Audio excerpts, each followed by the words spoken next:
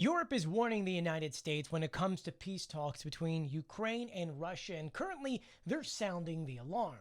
EU is warning the United States not to pressure Ukraine into accepting a peace deal that gives Russia what it wants, adding later that when it comes to this policy, Kyiv going into concessions would actually encourage Russian aggression down the line, something we've all learned after 2014 with Minsk I and Minsk II.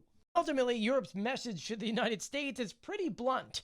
Peace deal that sacrifices Ukraine's territory is not a peace deal. It's rewarding Russia. At the same time, the Trump administration is very optimistic about the current plan that's being brought to the Kremlin.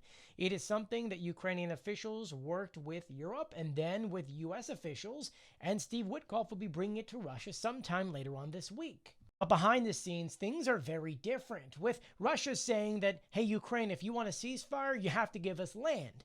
And Ukraine then turning around saying, we're not giving you land because it's not your land, it's our land. Let's have a ceasefire now and then talk. Which all means that the United States is being optimistic, Europe is alarmed from what we're seeing here, Ukrainians are refusing to give up land, and Russia won't even talk about a ceasefire unless it gets them what they want.